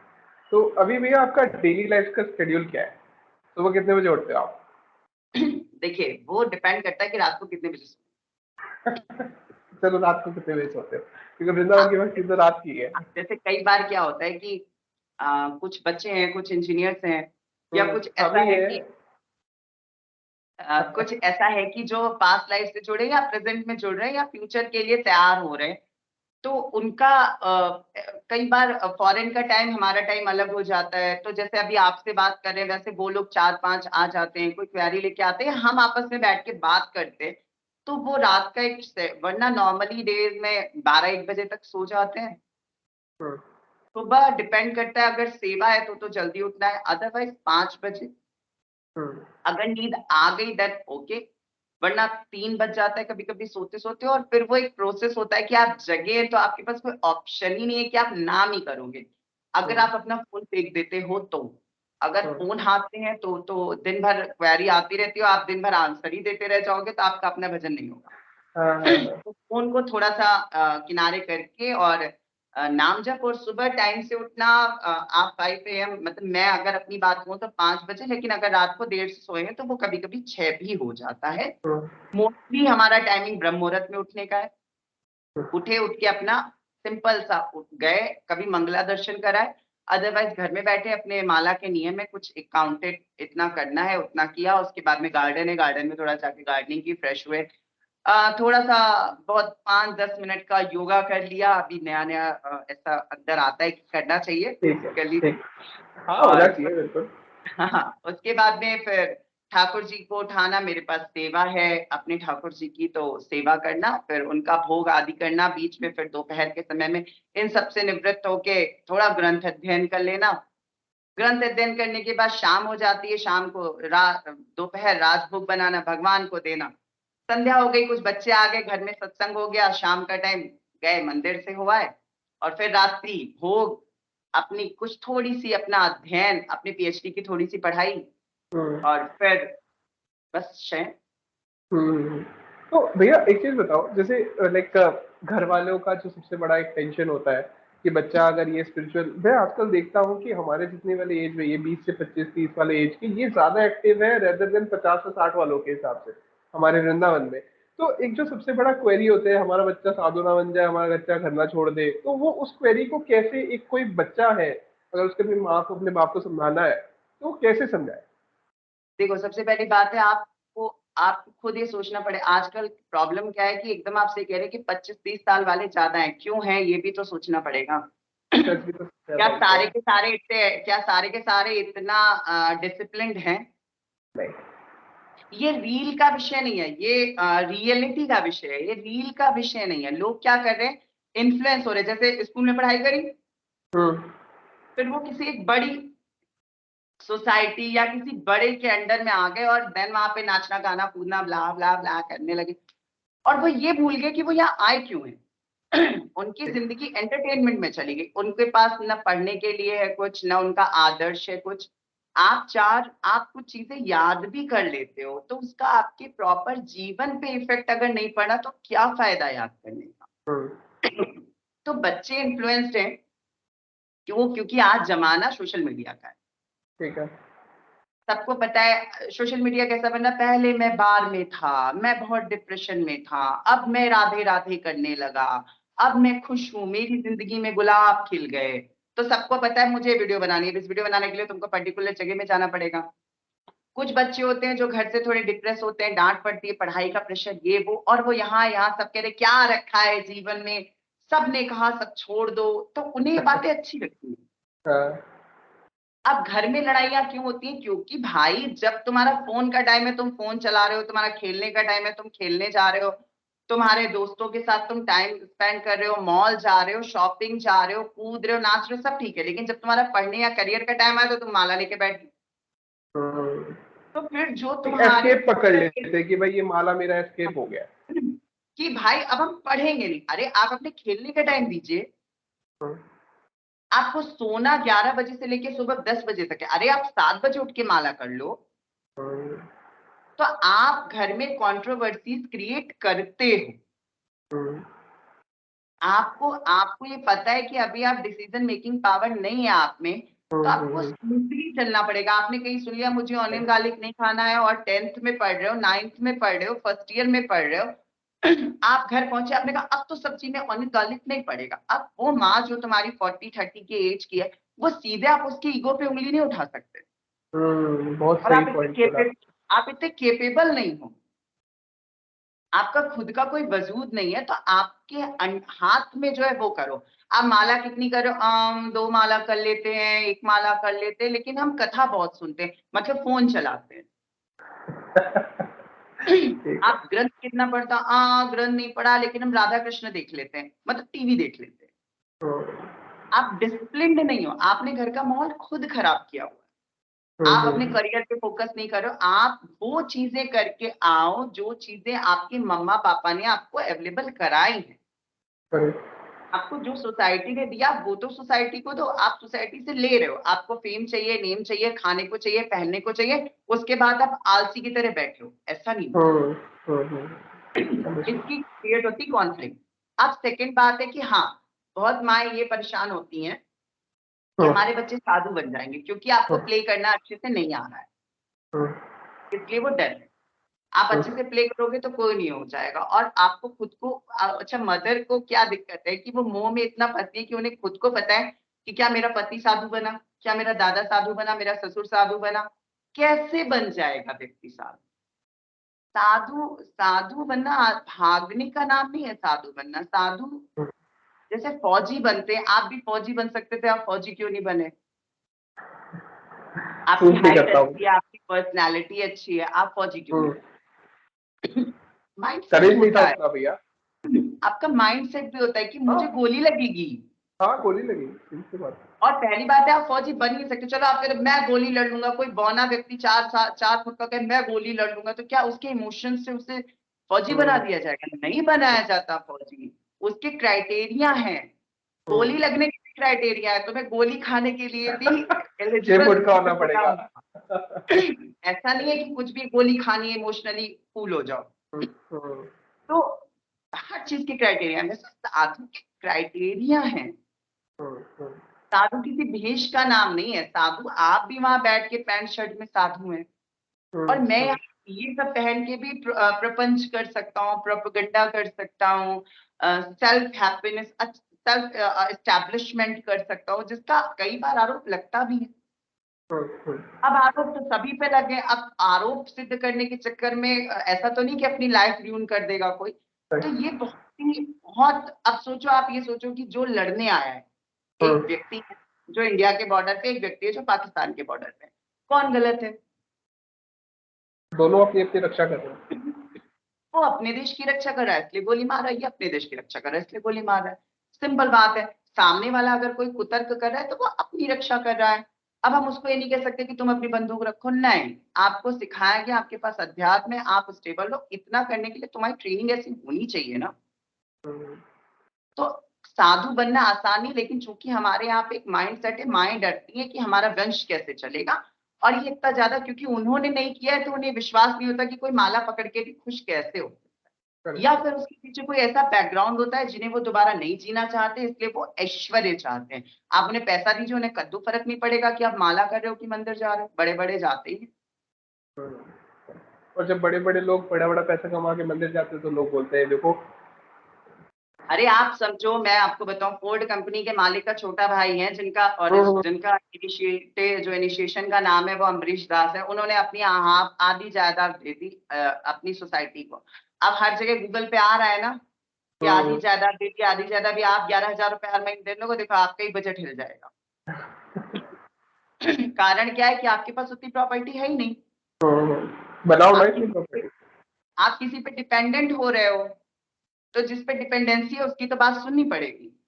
और मुझे ऐसा इसलिए लगता है कि ऐश्वर्य के शिखर पे पहुंच जाओ और वहां से अध्यात्म को मतलब सबको पहुंचाओ ना। आप कहीं भी जाते रहो, सिंपल सिंपल बात है, हाँ, अध्यात्म कोई ऑप्शन नहीं है। अध्यात्म हाँ, पैदा होने से लेके मरने तक हम्म, आपके साथ है। आप जितने कैपेबल हो, जब आप छोटे थे आप 1 गिलास पानी नहीं उठा पाते थे, तब भी आपके पापा खुश थे। अगर आप पानी उठाने की कोशिश करें, आज आप 10 बोतल पानी उन्हें दे सकते हैं, तब भी आपके पापा खुश है। पापा आपके भाव देख रहे हैं, आपका नाटक नहीं देख रहे। इसी तरह हम्म, पैदा होने से लेके मृत्यु पर्यंत आपकी जो इंटरनल कॉन्शियसनेस है वो आपके बिलवेड से जुड़ी रहनी चाहिए। आपको सर्व करने का भाव होना चाहिए, जितनी आपकी कैपेबिलिटी है उतना सर्व करिए, हम्म, उतना पूरी श्रद्धा से सर्व करिए, पूरी शरणागति से सर्व करिए, और करते करते अपने कार्य करिए जिस कार्य के लिए आपको बनाया गया। Simple simple. जब आपको वो चीज मिल जाएगी तो आपको प्रॉपर समझ में आएगा। ये कोई ऐसा नहीं है ना, इन्वेस्टमेंट नहीं है कि आज तिलक लगाया और कल पैसे आने लगे, ऐसा नहीं है। यहाँ इतना आसान नहीं है ये रास्ता जितना आसान लोग सोचते हैं बाहर की दुनिया में। पर डिवोटीज की लाइफ तो और ज्यादा खराब हो जाती है। खराब खराब इन द सेंस ये पेशेंस की पराकाष्ठा है, तभी तो हाँ आपको इतनी बिल्कुल। बड़ी शक्ति मिल रही है। Correct correct. आपको तो पहले से पता है कि आपको कुछ नहीं मिलना है, आपका सब लुटना है, उसके बाद भी आप करेक्ट। दांत याद है, उसका मतलब आप किस लेवल पे हो। अगर मैं आपसे कहूँ सही। कि आपको एक बंद अंधेरे कमरे में 8 दिन तक हंसते हुए आई लव यू कहना, आप कह पाओगे? नहीं कह पाओगे। आपको एक ऑब्जेक्ट चाहिए। यहाँ साधु 20 साल से 50 साल से लगे हुए हैं, तो इसका मतलब उनके पास कोई तो है जिसके बल पे वो लगे हैं। करेक्ट। कॉन्शियसनेस यहाँ तक चली जाती है कि कृष्ण दिखता है बट इसको दिखा नहीं सकते। जैसे कमरे की रिलेशनशिप बाहर नहीं दिखाई जा सकती। तो भैया अब लाइफ में गोल क्या है आगे का? आगे क्या हाँ, सोचा है? ठाकुर जी और ठाकुर जी के भक्तों की सेवा करना, तो नथिंग भैया एल्स। आपने, तो शरणागति आपने जैसे स्टार्ट किया था अब हमारा ट्रस्ट, तो उसके बारे में थोड़ा सा बताइए। क्या? सॉरी। शरणागति के बारे में, शरणागति क्यों स्टार्ट किया था आपने? हाँ, शरणागति शरणागति स्टार्ट किया कि जब मैंने अभी आपसे बताया ना कि मेरा मन किया कि मैं राधा कुंड में कूद जाऊं। देखिए, पर्सनल विषय की जब हम किसी को अपना जीवन समर्पित करते हैं, तन मन बुद्धि, एक सर्टेन स्टेज पे आके, अभी कोई बच्चा है, समझो आप हाई स्कूल में थे, आपके अलग इमोशंस थे, आप 12th में थे, आपके अलग इमोशन थे, फिर बीए ग्रेजुएशन अलग इमोशन थे, और फिर आप जॉब करने लगे, आपको समाज को लेके आपका क्राइटेरिया बदल गया, और आपने जब सब कुछ अचीव कर लिया तो क्राइटेरिया बदल गया। कहने का मतलब जब आप किसी विशेष वस्तु स्थिति, किसी विशेष स्थिति पे जाते तो आपकी सोच का नजरिया अलग होता है। तो एक व्यक्ति जो हाई स्कूल इंटर में पढ़ रहा है या अभी जो पढ़ाई कर रहा है, और जो एक व्यक्ति एक अच्छी पोस्ट से बिलोंग करके आया, दोनों के मानसिक स्थिति में बहुत फर्क है। ठीक है, जिसने 50, 500, 1000 लोगों पे शासन किया हुआ है, जिसको ये पता है कि मैंने इतना अचीव किया हुआ है, 1.5, 2 लाख, 5 लाख जिसकी सैलरी रह चुकी, 50 लाख, 50 करोड़ सैलरी रह चुकी है। अगर ऐसा आदमी किसी को अपना सरेंडर कर रहा है, तो वो अपनी ईगो का सरेंडर कर रहा है, अपने मन का सरेंडर कर रहा है, अपने विचारों का सरेंडर कर रहा है। सेम काम छोटा वाला भी कर रहा है, लेकिन उसके पास इतना कुछ था ही नहीं सरेंडर करने को, वो ऑलरेडी डिपेंडेंट थी किसी पे, उसका ईगो लेवल इतना हाई नहीं था, उसके लिए सरेंडर करना बहुत आसान था। वो अपने घर में भी सरेंडर कर रहा है, तो उसने वहां भी सरेंडर कर दिया। लेकिन एक जो व्यक्ति जिसे हम कहते हैं एस्टैब्लिश, एक्चुअल में उसका ईगो बहुत एस्टैब्लिश हो गया होता है। मैं, तो उस मैं का जो सरेंडर है ना, वो इतना आसान नहीं होता है। फिर भी हमने किसी को सरेंडर किया, हम कुछ फिलोसफी पढ़ के आए यहाँ पे, और जब हमें वैसा नहीं मिलता, तो हर व्यक्ति ऐसा नहीं होता कि राधाकुंड में पत्थर बांध के कूद जाएगा, या वो मनमुखी हो जाते हैं, या वो गुरु के प्रति, या वो संप्रदाय के प्रति, या वो फिलॉसफी के प्रति एक अगेंस्ट नहीं होते, एक गिल्ट हो जाते, एक हर्ट हो जाते, ठीक है। हर्ट हो जाते, फिर उनकी बातों में वो हर्ट आएगा, फिर कहेंगे अरे सब ऐसे ही होते हैं। नहीं, फिलोसफिकली क्या है कि अब हमारे जो छोटा पेड़ गमले में था, अब ये बड़ी जमीन में लगने जा रहा है, तो अभी खुरपा चल रहा है, पवड़ा चल रहा है, तो आप डरो मत, आप कुछ बड़ा करने आए थे। आप यही बैठने नहीं आए थे, आपको कृष्ण को पाना है। वो कृष्ण जो अनंत कोटि ब्रह्मांड का नायक है, उसकी सेवा करने के लिए आपको भी बड़ा होना पड़ेगा। तो शरणागति मेरा है कि जब जैसे यहाँ इंजीनियर्स आते हैं, डॉक्टर्स आते हैं, या इतने आते हैं, और वो जो पढ़ के आते हैं, उस टाइम तक जब तक या तो वो हर्ट हो चुके हैं, या वो आए हो और उनकी फिलॉसफी मेंटेन नहीं हो रही हो, तो आपको एक ऐसी छत देनी है बस, जिसके अंदर सनातन जो हमारा इतिहास, जो स्पेशली मेरी परंपरा है, जो भगवान श्री कृष्ण चैतन्य महाप्रभु की परंपरा है, जिसको षड गोस्वामियों ने, बिलमंगल ठाकुर ने, लोकनाथ ठाकुर महाशय, नरोत्तम दास ठाकुर महाशय, श्रीनिवासाचार्य महाशय, रामचंद्र कविराज महाशय, बलदेव विद्याभूषण महाशय ने स्टैब्लिश किया है, जिसको आज तक कितनी परंपराएं, और हम कहते हैं इतने साधु तो हो चुके। अब बात साधु होने की नहीं, बात है पॉपुलेशन देखो ना, आज अगर इतने हॉस्पिटल तो बन गए, फिर नए हॉस्पिटल बनाने की क्या जरूरत थी?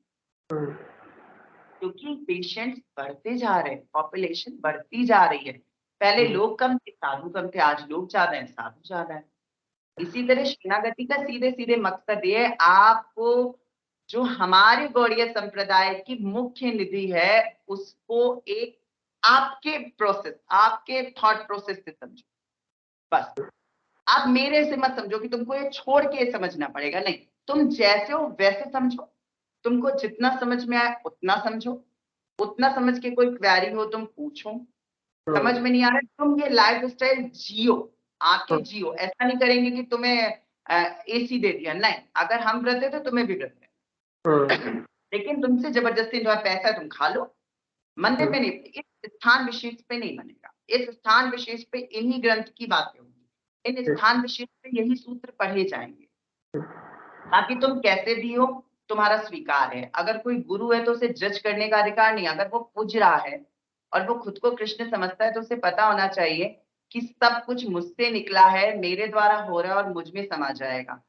गंगा कभी ये नहीं कहती नहा के ऐसे तुम परम पवित्र हो तब मैं पाप धोऊंगी। गंगा को पता है ये पापी है तो मेरे पाप धोएगा। इसी तरह इस दुनिया में काम, क्रोध, मद, लोभ, दम्भ, मोह, मात्सर्य केवल सर पे हाथ रख देने से नहीं हो जाता कि दूर हो जाएगा। अंदर बहुत उथल पुथल चलती है, ह्यूमन टेंडेंसी है कि उसके अंदर बहुत क्वेश्चन है, बहुत आंसर है। और यदि किसी ने अपना समर्पण गुरु को किया है तो गुरु किसी का पति नहीं हो सकता, गुरु किसी की पत्नी नहीं हो सकती, गुरु किसी का भाई नहीं हो सकता, गुरु किसी का बेटा नहीं हो सकता। एट दैट टाइम गुरु गुरु ही है। उसके लिए सब एक जैसे, जैसे राम जी किसी के पति नहीं थे, राम जी किसी के राजा के पद पे बैठते, राम जी राजा और उन्होंने हर वो कार्य किया जो राज्य के लिए आवश्यक था। यद्यपि उन्हें आज तक क्रिटिसाइज किया जा रहा है, लेकिन हम सब जानते हैं भगवान राम आदर्श हैं और जानकी भी उनसे कभी दूर नहीं गई है। वो उन्हीं की आद्या शक्ति, उन्हीं की आह्लादनी शक्ति है। इसी तरह गुरु की आह्लादनी शक्ति, गुरु अपना परिवार नहीं देख सकता क्योंकि ये समस्त विश्व ही गुरु का परिवार है। इसी बात को स्टैब्लिश करने के लिए शरणागति। ठीक है भैया, अब यहाँ से एक और थोड़ा सा टर्न लेते हैं। तो भैया अब मैं थोड़ा सा ना रिलेशनशिप्स, गृहस्थाश्रम, इन सब के ऊपर थोड़ा सा जाऊंगा। तो अब जैसे आजकल के टाइम पे आप देख रहे हो टिंडर, बम्बल, ये सब डेटिंग प्लेटफॉर्म्स होते हैं, या फिर इंस्टाग्राम, फेसबुक, इन सब के थ्रू लड़का लड़की टच में आते हैं, देन 1-2 मिनट में बात होती है, 3 मिनट में रिलेशनशिप, चौथे दिन में ब्रेकअप, ऐसा करके चल रहा है आजकल। तो आपका क्या व्यू है इसके ऊपर भैया? तो देखो, आप खुद ध्यान से देखो कि ये बाजारू है। शब्द अजीब है लेकिन ये बहुत बाजारू है। सच्चा प्यार तो अध्यात्म से समझ में आता है। मैंने अभी बोला ना कि जब आपको कोई नहीं दिख रहा है तब भी आपने अपना जीवन उसको दे दिया, आपका इष्ट नहीं बदलता। तुम्हारा प्यार करने वाला कैसा बदल जाता है जब तुम्हारे पास में ऐसा कैसे हो जाता है कि मुझे कुछ अच्छा लगता है। आप साधुओं को देखो, वो इंजीनियर थे, डॉक्टर थे, आप मेरे से बात करो, मुझे देखो, क्या आपको लगता है कि इतना सब कुछ ये दाढ़ी मूंछ बढ़ा के, और ये ऐसा नहीं होता कि ये किसे इन्फ्लुएंस करेंगे, कृष्ण दाढ़ी मूंछ से इन्फ्लुएंस होगा, नहीं होता। उसको कोई देह से मतलब नहीं है। सारी दुनिया एक सेम बुक है। मेरी आपकी पहचान केवल इस कवर से है, ये स्किन रूपी कवर। अगर ये कवर हट जाए तो आप पहचान नहीं पाओगे कि तुषार कौन है और अम्बरीश कौन है। इस पूरी दुनिया के अंदर रुधिर, मांस, मज्जा, अस्थि, मेदु यही भरा हुआ है। बस ये कवर जो है ना अलग अलग, सारा अहंकार इस कवर का है। स्किन डिफाइन करी कि सामने कौन बैठा हुआ है। तो ये बाजारू है कि क्रेविंग थी, क्रेविंग पूरी कर ली, 4 दिन अच्छी रही, जब तक तुम मेरे हिसाब के हो, मैं तुम्हारे हिसाब का हूं, तब तक जो है हमारा तथाकथित प्यार है। और उस प्यार क्या है, वह एक आवश्यकता है, शरीर की आवश्यकता है। और हमने प्यार को बहुत ही गंदा कर दिया है। हमारे प्यार में सब कुछ मैं हो गया है, लेकिन प्यार में सब कुछ सामने वाला होता है। प्यार में मैं कुछ प्यार में मैं कुछ होता ही नहीं। प्यार में होता है कि मैं सर्व कर सकूं। प्यार में कुछ लेने की आशा नहीं होती है, प्यार में देने की आशा होती है। सूर्य जब उगता है ना तो पौधे खिलते हैं। इसका ये मतलब नहीं सूर्य अपनी सारी रोशनी दे देता है, क्योंकि सूर्य अगर अपनी सारी रोशनी देगा तो धरती जल के भस्म हो जाएगी। लेकिन सूर्य हल्की सी किरण देता है तो उसे पता है कि इसको मुझसे क्या चाहिए। ये सूर्य और पुष्प का प्यार है, ये चंद्रमा और कमल का, ये भौरे और कमल का प्यार है कि भौरा बैठ जाता है और चाहे जो इतने बड़े बड़े पाषाणों को और काष्ठ को छेद कर सकता है, वो कमल में बैठा रहता है।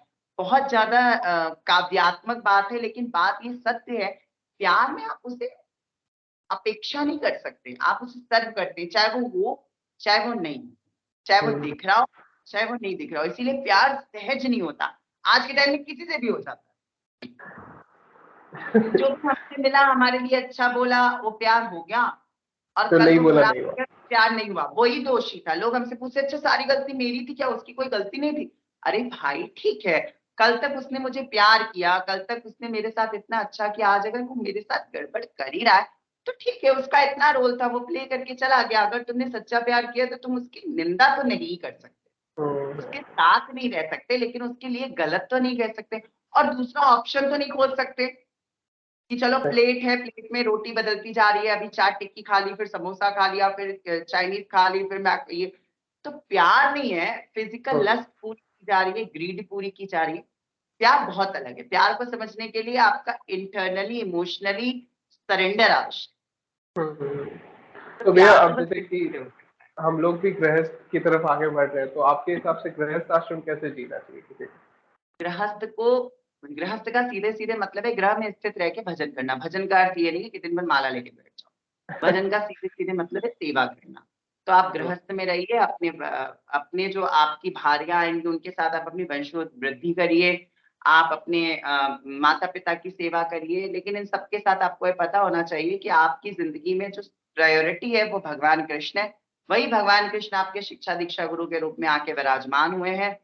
ये फिलॉसफीज उनकी हैं, तो आप धाम को सर्व करें, नाम का सुमिरन करें, निंदा स्तुति से दूर रहें, जो जिंदगी आप नहीं जी रहे उसमें मत पड़े, उस जिंदगी को जीने के लिए प्रयत्न करें और भगवान की प्राप्ति जीवन का एकमात्र लक्ष्य बना लें, और ये ध्यान रखें कि ईश्वर मुझे हर स्थिति में देख रहा है। जैसे हम ये जान जाते हैं कि ईश्वर मुझे देख रहा है, इस बात को कहता सब कोई है, मानता कोई नहीं है, क्योंकि अगर ईश्वर मुझे देख रहा है तो मेरे लिए भी उसका चक्का घूमेगा। ईश्वर मुझे देख रहा है और मुझे इस धरती को सर्व करना, और अगर आप कुछ नहीं कर सकते हो तो कम आपको नाम जप करना है, क्योंकि हमारे इष्ट भगवान श्री कृष्ण चैतन्य महाप्रभु हैं, उन्होंने धरती पे बोला है नाम जप करो, एक कृष्ण नाम करे सर्व पाप करे, हरे नाम एव केवलम। नाम जपने से क्या होता है, आप जो चीज देखते या सुनते या बोलते हैं वो आपका इंटरनल चलता है। तो अगर आप गंदा देखेंगे, टीवी देखेंगे, कोई थॉट प्रोसेस देखेंगे, सावधान इंडिया देखेंगे या ऐसा कुछ देखेंगे, तो आपके हाँ दिमाग में वैसा वैसा चलेगा। हाँ हाँ। आप पोर्नोग्राफी देखेंगे, आपके दिमाग में वैसा वैसा कुछ ऐसा चलेगा। वैसा। लेकिन अगर आप नाम करने लगे या आप भजन करने लगे, तो इवन आप अपनी गृहस्थी में किसी विशेष वस्तु स्थिति में भी होंगे तो भी आपके हृदय में राधा राधा, आता श्याम रहता श्याम, हरे कृष्ण, जय गौर, जय निताय, या कोई स्रोत स्तुति यही चलेगा। तो है। आपका अंतःकरण शुद्ध शुद्ध होता रहेगा, होता रहेगा, होता रहेगा, तो तुम्हारा इंटरनली शुद्ध है, तो तुम हमेशा भगवान की प्रेजेंस को महसूस करो। करेक्ट। तो भैया ये काफी कुछ हमने डिस्कस किया, अब लास्ट के कुछ 5-6 questions rapid fire kind of करेंगे अपन, कि जिसमें आप शॉर्ट में जो भी चीजें होंगी वो सब समझाइएगा। तो भैया जैसे हिंदूज के कमांडमेंट्स होते हैं क्या, क्या हमारे कोई लॉज है कि नहीं ये चीज ऐसे ही होगी, क्या तिलक ऐसे ही लगेगा, तिलक ऐसे नहीं लगेगा, या तुम्हें टाइम पे मंदिर जाना है, तुम्हें टाइम पे प्रे करना है, तुम्हें 6 बार जाना है, तुम्हें 3 बार जाना है, ऐसा कुछ होता है क्या हमारे सनातन धर्म में 5 संप्रदाय जो मैंने शुरू में बता दिए, उन्हीं 5 में? देवताओं के अंदर सब कुछ होता है, इसके बाहर कुछ भी नहीं है। अगर इसके बाहर कुछ भी है तो वो सनातनी नहीं है। ठीक है। सेकंड चीज है, आप जिस परंपरा को, जिस इष्ट को मान रहे हैं, उसी इष्ट के अनुरूप आपकी दिनचर्या, आपका भजन होना चाहिए। हम्म, तो आदर सबका है, लेकिन निष्ठा अपने संप्रदाय में होनी चाहिए, अपने धर्म के, अपने सनातन धर्म के ग्रंथों का पालन करें, सनातन धर्म के प्रति कभी भी निंदा का भाव नहीं करना चाहिए। हम्म। तो भैया ये जो 33 कोटि भगवान वाला कंसेप्ट है वो क्या है? देखिए, दो वेज है, कोई लोग कहते हैं 33 टाइप के, कोई कहते हैं 33 करोड़ हैं। अब सिंपल सिंपल बात है, अगर 33 टाइप के भी हैं और 33 करोड़ भी हैं, ऑप्शंस हमारे सनातन धर्म में इतना ब्रॉड है, जो चींटी को आटा और सांप को दूध पिलाता है, जो गंगा को माता कहता है क्योंकि वो माता है, तो नदियों में माता का भाव रहता है। पर्वतों को राजा कहता है, पर्वत राज हिमालय, जहां हमारे आदि देव का स्थान पर्वत पे बना दिया गया क्योंकि पर्वत पूजे। तो कॉन्सेप्ट सीधे सीधे इतना है कि आपको 33 टाइप या 33 करोड़ आपको मार्ग दे दिए गए। सनातन धर्म ने इतना ब्रॉड कर दिया है, तुमको जैसे चलना है वैसे चलो। अब ये किस बेवकूफ ने कहा है कि तुम 33 करोड़ पे चलो? कोई एक पकड़ लो। आप एक पकड़ो, आपके पास ओला है, उबर है, रिक्शा है, पैदल है, साइकिल है। अब तुमको मैं साइकिल पैदल चल के साइकिल लेके ओला बुक करके उबर के साथ जाके ट्रेन में बैठ के फ्लाइट तोड़ूंगा, सुनने वाला आदमी कहेगा तो मानसिक डिस्टर्ब। 33 कोटि चाहे 33 करोड़, आपको इसमें फंसने की जगह ये देखना है कि हमको इतने ऑप्शंस हैं, हमको अपना एक मार्ग चुनना है और हमें हमारा गोल निर्धारित करना है। तो इतना टेंशन ही नहीं रहेगा कि कौन क्या कर रहा है, तुम्हें तो अपना गोल अचीव करना है ना, तो अपने गोल के प्रति लगोगे। और एक चीज और थी, जैसे 6 मेजर स्कूल थॉट्स जो होते हैं ना, लाइक जो मेजर स्कूल ऑफ थॉट्स है, वो क्या चीज है? थोड़ा सा मैंने आपको यही बोला, ये अलग अलग थॉट प्रोसेस है, लेकिन अगर मैं आपको बहुत ठीक से लेके चलूं तो आप सीधे समझो कि अद्वैत संप्रदाय अर्थात शंकर संप्रदाय में अहम ब्रह्मास्मि है। सिंपल सिंपल अहम ब्रह्मास्मि। उसके बाद में जैसे आप मध्व में जाते हो तो मध्व में शुद्ध द्वैत है, एकदम ठीक है। मैं आपको बताता हूँ प्रॉपर, मध्व में शुद्ध द्वैत। अब इसको समझने के लिए आपको आना पड़ेगा, देखो, क्योंकि आप मध्वाचार्य के सिद्धांत को या निम्बार्काचार्य के सिद्धांत को ऐसे नहीं समझा सकते।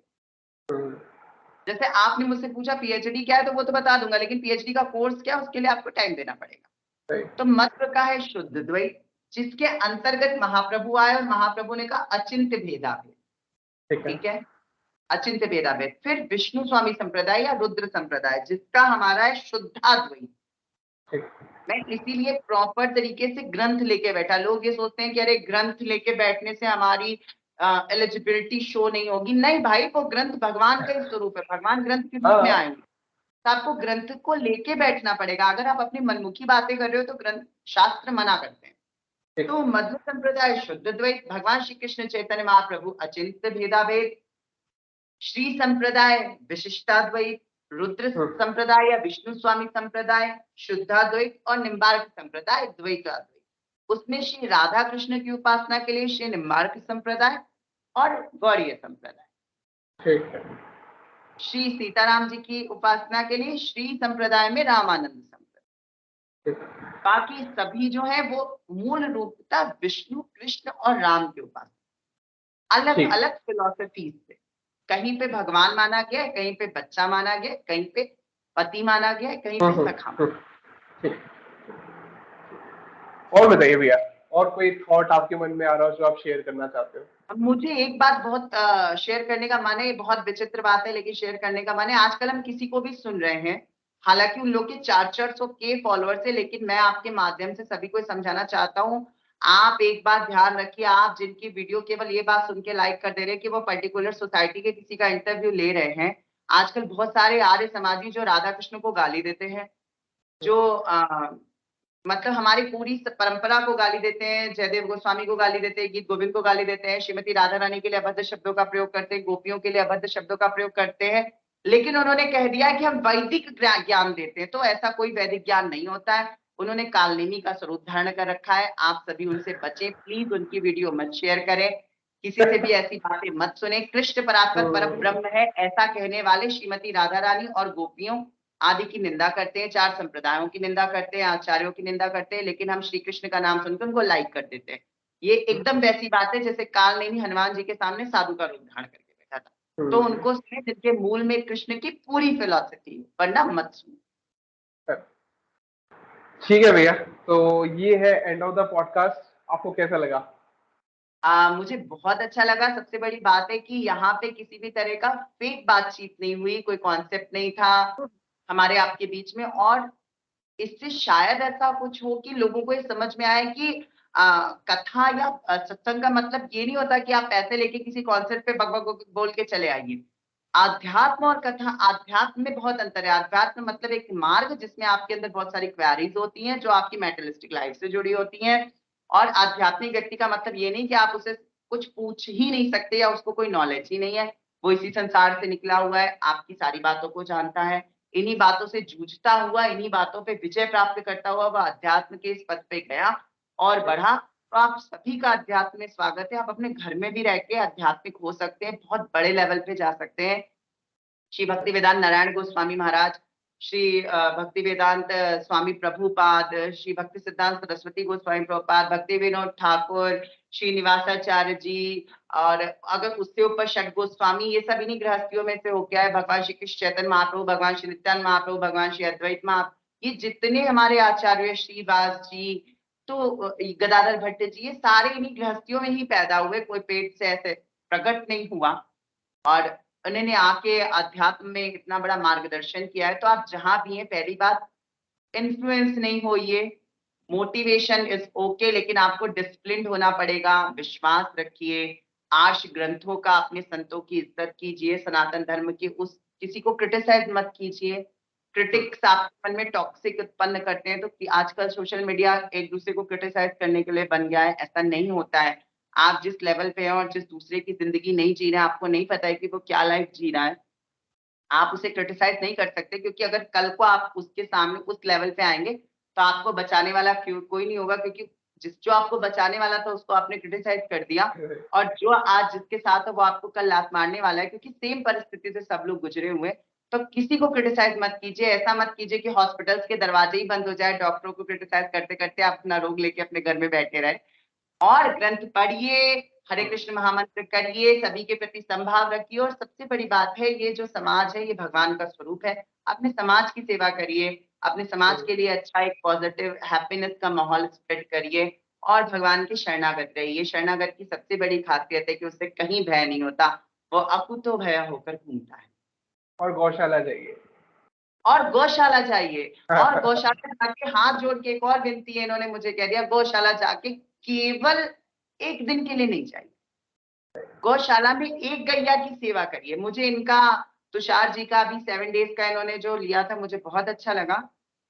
डिसिप्लिन हर जगह मेंटेन करिए, डिसिप्लिन। अगर आप गौशाला जा रहे हो ना, आप केवल घास जा रहे हैं, आप केवल गोबर उठा रहे हैं, एक दिन मत करिए, आप रेगुलर उसे करिए। आप रेगुलर, अगर आपने कहा मैं गोबर उठाऊंगा, तो आप रेगुलर गोबर उठाइए।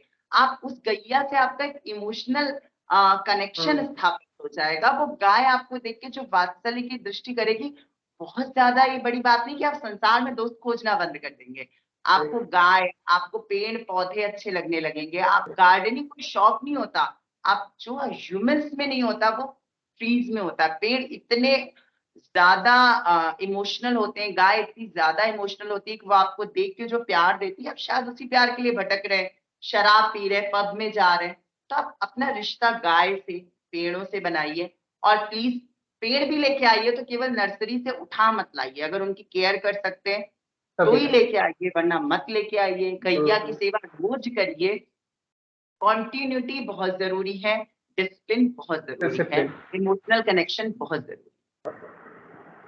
ठीक है भैया, राधे श्याम, दंडवत ठीक है, प्रणाम राधे आपको, श्याम, आपने एंड मुझे थैंक यू बुलाया इसके लिए बहुत आने के बहुत लिए। धन्यवाद। आपके सभी व्यूअर्स को जय श्री राधे, जय गौर, हरे कृष्णा।